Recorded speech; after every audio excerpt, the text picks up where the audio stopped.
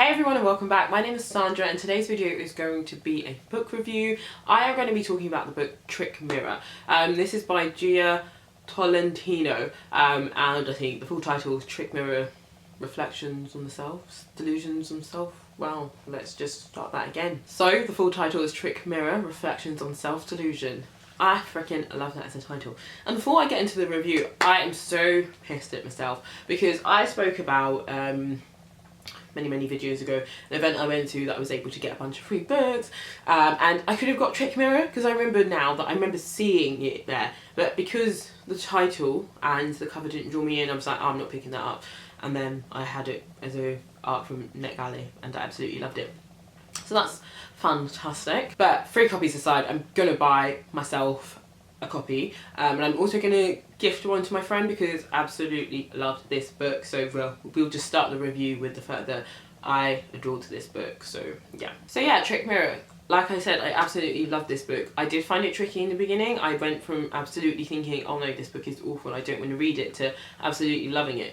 And I think it did take me like a month and a half to read it simply because I couldn't get through the first essay. Trick Mirror is a collection of essays on the 21st century, and each essay sort of is based on America, Western, I guess, society, but is looking at the behaviours in there and sort of like how society behave and how then as you as an individual also behave. I think one of the great things about this book is in its title, that, you know, it's that Trick Mirror Reflections on Self-Delusion, because what she really gets you to do is reflect on society, but you're also reflecting on your delusions and like the delusions that society has. So it's all like, you know, one within one within one. Like, she is someone who has made a career, a living off writing on the internet, but at the very same time she flips it all on its head and starts criticizing the internet and sort of like what it's done to society and what it's done to people. So there's so much to look at. There's no sort of one way of being like, this is great because it did X, Y, Z. She's able to look at something and be like, I can see the positives, I can see how it's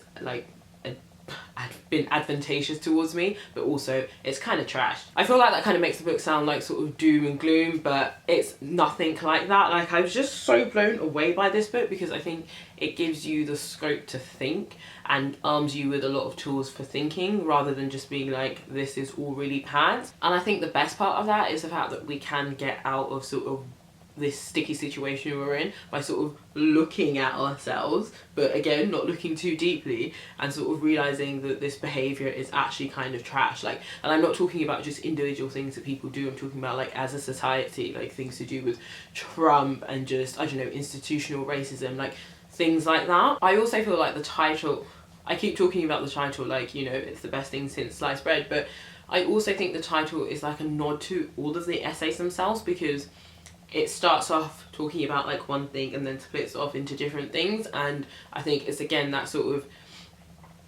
idea of when you look into one thing, you think you're just like isolating it and looking at one thing, but it is made up of so many other things. Like, you know, again, if I take like institutional racism, for example, like other factors that are built into there is like sort of feminism or the patriarchy, or something else like class.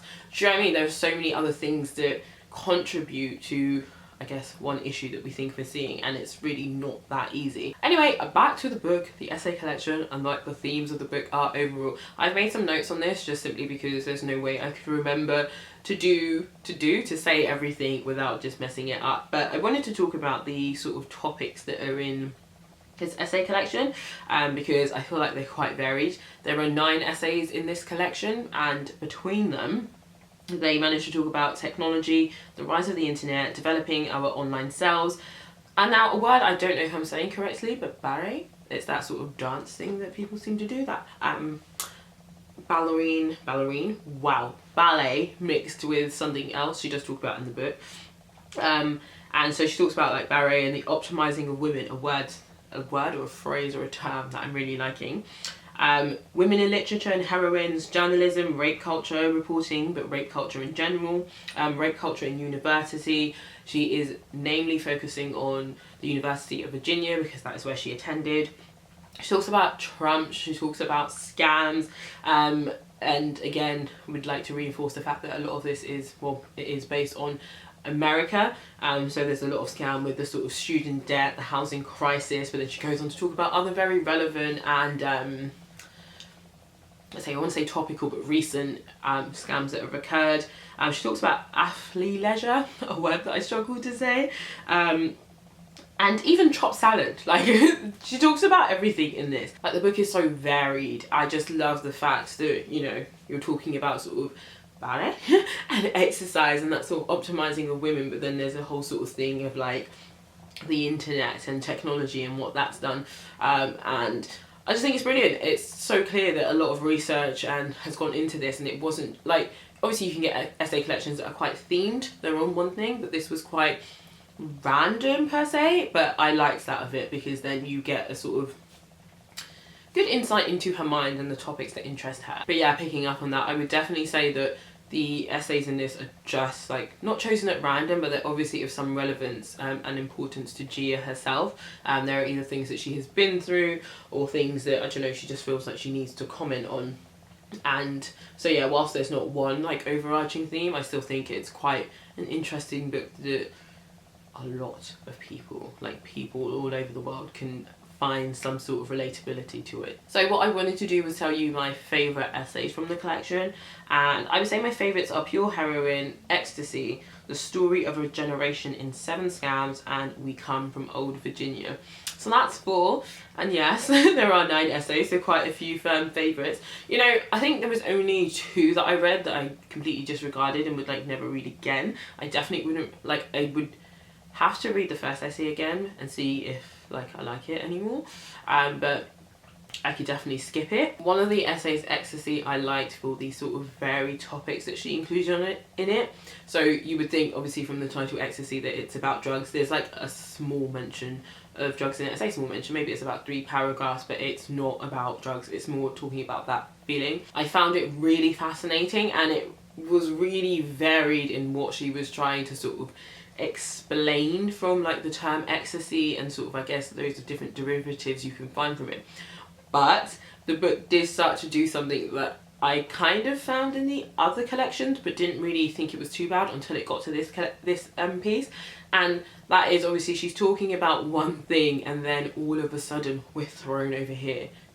This is in the viewfinder, so we like start here and then we're here, and I'm just like, how? Like, we've skipped out, you know, how we even get there. And that happens quite a bit in the book, and sometimes I'm just like, I'm not really interested in where you are taking us to. I get it, she uses a lot of like examples of just sort of springboards off into other things, and I sort of get what she's trying to do, but sometimes for the reader it can be really distracting, especially when she's diving so deep into the subject and all of a sudden she just hops out of it, and you know, there's no real conclusion to it or anything like that, or what I feel should be like a natural sort of ending to it and a natural sort of springboard. I feel like a lot of them were kind of forced. Another essay that I felt like sort of did that, and I was just a bit like, why, was We Come from Old Virginia. So it started talking about like the university itself, sort of what it's like, what the website appears to be like, how she found it when she was there. Then she goes on to talk about like an article on the university, then she goes on to talk about like sort of bad journalism,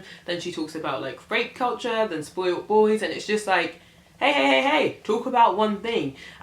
You know, I get that sometimes I think what she's trying to do is for the reader is create a timeline of like her time at the university, but also things that had happened before. But there's a lot in there. I think there's a lot that she covers in that essay collection, and I don't really think that she does each point justice, especially because not all of them are natural sort of, I don't know what the word is now, like endings, or they don't naturally fall into each other. You can just tell she wants to talk about this, so now she's going to talk about that, which is fine, but as a reader you do just sometimes think, why don't you just make this a separate essay?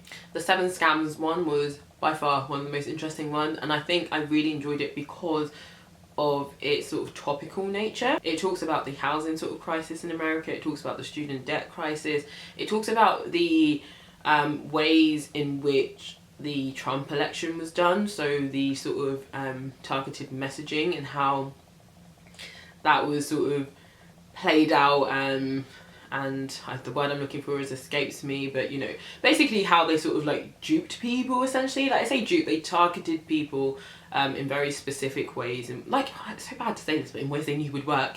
All of that down to things like, I don't know if anyone else has heard of this, but the Fire Festival, which I think happened like maybe 2 years ago, by that guy Billy, I can't remember his second name, but that sort of scam of putting on a luxury festival and it just not turning up. But how continuously America has let certain people get away with certain crimes, these sort of, you know, white collar crimes on such huge scales that actually really cause devastation to everyone else. And it's crazy because we're here living it. Like, it's not something she's talking about like way back in the future. This is now that we are just like allowing to happen. Like, for example, there's a whole thing with that woman and that blood testing company in Silicon Valley. I never actually heard about that until like way after.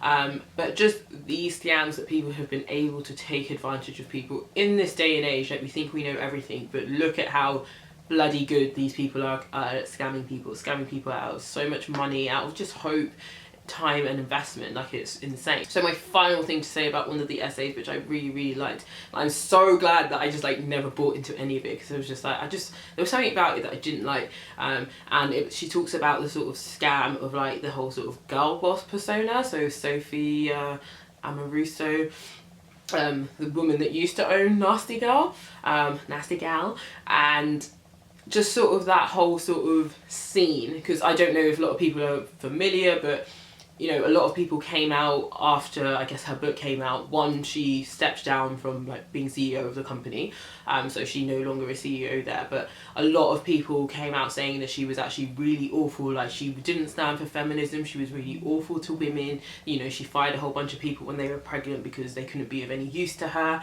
and just so many other companies like that, though, you know, their sort of branding and marketing, and they say their ethos is very, you know, feminist. But it's interesting, actually, she doesn't say it in this book, but you quickly find out that actually a lot of them are really horrible to women. They're horrible to the women that work for them. But it's also really interesting because it reminds me of something else that I've seen around, which is talking about sort of that sort of feminism that's at least in institutions, how that feminism is really different to feminism like elsewhere, like for people who are the working class, just things like that. And honestly, this book blew me away with all the things it explored, but as you can imagine, like from what I've spoken about, it's a lot. Anyway, that's me done talking about like each individual essay and how I really liked it. But I've noted down here that I liked the wittiness of this book. I liked the quotes from literature. Like, in a lot of these essays, she pulls in quotes from stories and literature to sort of support what she's talking about, and I've just learned so much from that and just want to pick up those books as well. But the research, the language, and just the execution of like all the essays, I thought was brilliantly done. Is that a word? I don't know. I just think the content is so sharp and varied that it can appeal to so many different readers, and I think that's probably one of the reasons I'm just like, everyone needs to buy it. There is something in here that will relate to you, that you will at least be able to be like, I'm going to do some further research on this topic. How can we sort of get this moving? So that's it for sort of what I loved about it and which ones that I loved. I obviously said in there one of the things that I disliked, and that was obviously just the complete like jumping off somewhere else. I was just not really here for it because it got a little bit tedious. It happened a bit too often, but still overall I really loved the book. I will say that none of these essays come with like a sort of neat conclusion. There is no, you know, it's all packaged up with a bow in the end, this is what we're supposed to do. I think the purpose of this essay collection is really meant to make you think. There are just so many things in here that I'm just like, we think these are good things, but actually we're just like sort of perpetuating such a huge scam on ourselves, such a huge scam on women, so many things that I'm just like, how do we allow these things to happen? We still think that these are good things to happen. But I really do think that's the point of the book, that she's talking about things that she feels are just so widespread, there are no answers to them, but at least if someone's talking about them and, you know, has written a book, other people will start thinking about these things, and maybe that can cause a change. But who knows, like, it's just such an interesting thing because these things are still so current. There's years of movements that are on the way, years of movements that are currently in place, and I don't know, it's one of those things that you think, if you keep speculating, if you keep looking into society, you're just going to get lost in this wormhole. So many things connect to other things that you're just like, is there any point? But yeah, I sound incredibly morbid now, so I'm probably going to stop talking about this book now. But yes, a really, really strong book. I never felt like there was an essay in there that was just like put in there to be a sort of filler essay to pad it out a bit, and I think that's really important because in a collection like this you could probably end up with like 2 or 3 of those, but I never felt like this book did that. Everything felt incredibly passionate, everything felt incredibly researched, and I'm so happy I read this. So happy I read this, and there's a fat old reading list at the end that I'm going to have to tackle next year, but thoroughly enjoyed this book. So yeah, that is my sort of review, that's my thoughts on this book. I hope that gave you like sort of food for thought, because this book really gave me food for thought. I still keep thinking about it. Haven't put anything to action that I would like to do, but I think there's so much in there for actual research, like personal development, but looking into other ways that you could actually effectively help society on the things that you're passionate about. But anyway, yes, I'm going to stop rambling now. But yeah, if you've read this book and you want to talk about it in the comments with me, please feel free to leave me a comment, because I am up for talking about this book. I freaking love it. But yeah, I will catch you in my next video. Bye.